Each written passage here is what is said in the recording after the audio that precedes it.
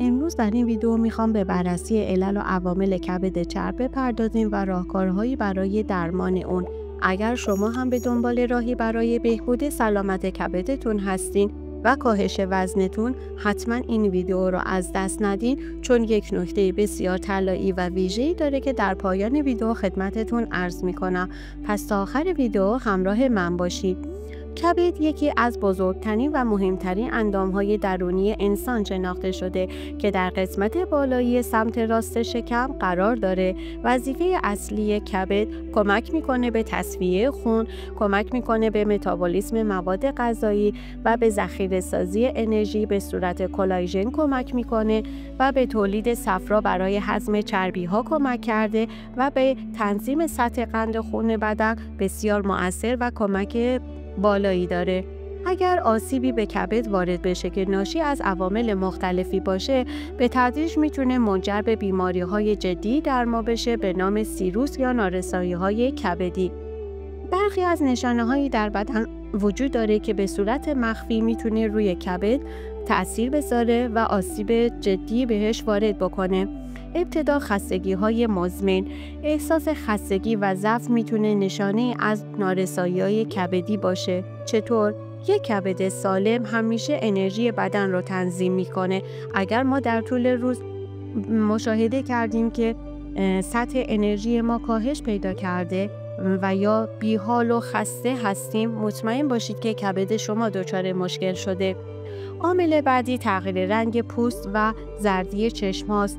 اصولاً زردی چشم و تغییر رنگ پوست نشان دهنده کاهش توانایی کبد برای دفع بیلیروبین هست. اگر کبد نتونه این ماده رو به راحتی دفع بکنه، ما دچار زردی چشم میشیم و رنگ پوستمون تغییر میکنه که بسیار خطر جدی هستش و باید شناسایی بشه. عامل بعدی که تاثیر میذاره ورم شکم و درد در ناحیه شکمی هستش. وقتی که کبد شروع به بزرگ شدن میکنه، باعث ایجاد درد و ورم در قسمت شکم میشه. اگر ما در طول روز احساس کردیم که شکممون بزرگ شده و ورم کرده، مطمئن باشید که کبد شما دچار آسیب شده. از دست دادن اشتها مورد بعدی هستش. وقتی که کاهش اشتها در طول روز داشته باشیم و میلمون نکشه که هیچ غذایی رو بخوریم و مرتب داریم بدون دلیل وزن کم میکنیم، مطمئن باشید که کبد شما دچار آسیب شده. عامل بعدی تهوع و استفراغ. اگر در طول روز بدون هیچ دلیلی احساس حالت تهوع و استفراغ مداوم دارید، نشونه هستش که کبد شما دچار مشکل شده. خارش پوست عامل بعدی. اگر در طول روز شما بدون هیچ دلیلی پوست بدنتون شروع به خارش میکنه، دستا یا پاهاتون شروع به خارش کرد، مطمئن باشید که کبد شما دچار مشکل شده.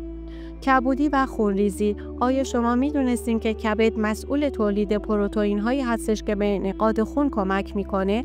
اگر این قسمت کارش رو به درستی نتونه انجام بده، باعث ایجاد کبودی در بدن میشه. پس اگر کبودی در بدن خود بدون هیچ دلیل و عواملی مشاهده کردید، مطمئن باشید که کبد شما دچار آسیب شده. عامل بعدی تغییر در مدفوع و ادرار هستش. اگر مدفوع شما رنگ پریده‌ای داره یا ادرار شما تیره رنگ هستش، مطمئن باشید که کبد شما دچار آسیب شده. اگر در نتیجه شما یک دونه از این علائم رو در بدن خودتون مشاهده کردید، باید سریعاً کبد رو شناسایی بکنید و با انجام آزمایش‌های علمی راه درمان اون رو پیدا بکنید. کبد چرب به حالتی گفته میشه که چربی‌ها در سلول‌های کبدی رسوب کرده باشند. این وضعیت معمولاً در افرادی دیده میشه که بیشتر الکل مصرف میکنن، اما ما افرادی رو هم داریم که اصلاً الکل نمینوشن ولی کبد چربی دارن. 4 نشانه وجود داره که باعث ایجاد کبد چرب در افراد میشه. افرادی که چاق هستن و اضافه وزن شدیدی دارن، افرادی که دیابتی هستن و انسولین مصرف میکنن، افرادی که کلسترول بالا و تریگلیسیرید بالایی دارن و افرادی که غذاهای ناسالمی مصرف میکنن. این افراد در خطر ابتلا به کبد چرب قرار میگیرن. حالا چطور میتونیم این کبد چرب رو درمانش کنیم؟ ما ابتدا میتونیم برای چاقی و اضافه وزنمون ورزش منظم و رژیم غذایی مناسبی داشته باشیم. ما روزانه میتونیم 30 دقیقه ورزش منظم داشته باشیم.